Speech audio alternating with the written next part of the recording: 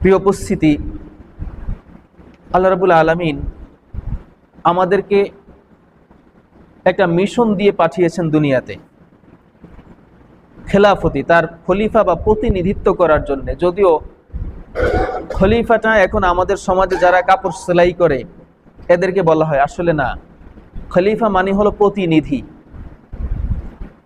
কোনো ব্যক্তির বদলে, কোনো ব্যক্তির অনুপস্থিতিতে যিনি কাজ করেন তাকে বলা হয় ওই ব্যক্তির প্রতিনিধি বা খলিফা। মূলত প্রেসিডেন্ট যিনি ছিলেন মুসলিম বিশ্বে তাদেরকে বলা হতো খলিফা। খলিফা হযরত আবু বকর, খলিফা হযরত ওমর, খলিফা হযরত উসমান, খলিফা হযরত আলী রাদিয়াল্লাহু তাআলা আনহু। যে খেলাফতি আমাদেরকে দিয়েছেন, এই খেলাফতির মূল এজেন্ডা হলো ইসলাম, যেটাকে আমরা বলি দ্বীন। আল ইয়াউমা আকমালতু লাকুম দীনাকুম ওয়া আতমামতু আলাইকুম নি'মাতি ওয়া রাদিতু লাকুমুল ইসলামা দীনা। আল্লাহ কুরআনুল কারীমে বলেছেন, আল ইয়াউমা আকমালতু লাকুম দীনাকুম, আজকে আমি তোমাদের দ্বীনকে পরিপূর্ণ করে দিলাম। ওয়া আতমামতু আলাইকুম নি'মাতি, আর আমার সমস্ত নিয়ামত তোমাদের উপরে পরিপূর্ণ করে দিলাম। ওয়া রাদিতু লাকুমুল ইসলামা দীনা, আর তোমাদের জন্য, তোমাদের কল্যাণে, তোমাদের উন্নতির জন্য, তোমাদের সম্মানের উদ্দেশ্যে তোমাদের জন্য আমি ইসলামকে দ্বীন হিসেবে পছন্দ করে নিয়েছি। দ্বীনকে, ইসলামকে আমাদের জন্য দ্বীন হিসেবে আল্লাহ পছন্দ করেছেন, নির্বাচন করেছেন। তা আমাদের দ্বীনের নাম হলো ইসলাম। দ্বীনের বাংলা আমরা বলি ধর্ম। ধর্ম, আমাদের ধর্ম ইসলাম বলি না আমরা, বাংলায় বলি কি আমাদের ধর্ম ইসলাম। আসলে ধর্ম শব্দটা ইসলামের সাথে যায় না, ধর্ম শব্দটা ইসলামের সাথে যায় না। কারণ ধর্ম শব্দের বাংলা যে অর্থ, সে অর্থের সাথে ইসলামের মিল নাই। ধর্ম শব্দ দুইটা শব্দ মিলে হয়েছে, একটা হলো ধৃ যোগ মন, এই দুইটা শব্দ মিলে হইল ধর্ম।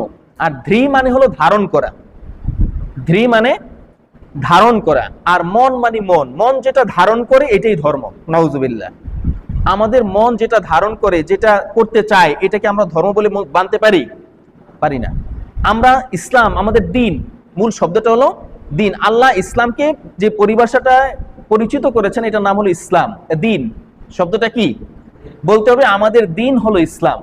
ধর্ম বললে শব্দটা আমাদের মাঝে এত প্রচলিত হয়ে গেছে, বেশি ব্যবহার করার কারণে এখন আমাদের মুখে ধর্ম শব্দটাই বের হয়ে আসে, আমরাও ব্যবহার করে ফেলি না জানার কারণে, যেহেতু এটা আমাদের সমাজে প্রচলিত হয়ে আসছে দীর্ঘদিন যাবত। কিন্তু আসলে প্রকৃতপক্ষে ইসলামের সাথে ধর্ম শব্দটা যায় না।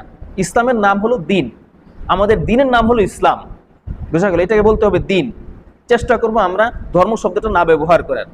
যদি আমাদের ইচ্ছা যে আমাদের মন যেটা চায় এটাকে আমরা ধর্ম বলে মানি না, আল্লাহ যেটা চেয়েছেন, আল্লাহ যেটা বলেছেন, আল্লাহর হাবিব সাল্লাল্লাহু আলাইহি সাল্লাম যেটা বলেছেন, আমরা এটাকেই দ্বীন বলে মেনে নিয়েছি, দ্বীন বলে ফলো করি।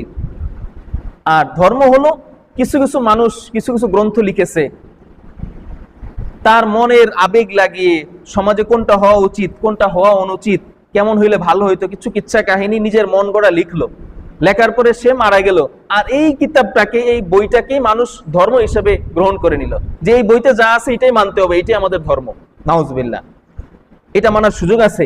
মূলত ধর্ম শব্দের উৎপত্তি হয়েছে ওইখান থেকেই। যেহেতু মানুষ, যখন মানুষের কোনো ধর্মের সাথে পরিচয় ছিল না, তখন মানুষ যেটা মনে আসতো সেটাই করতো। বুঝতে পারছেন?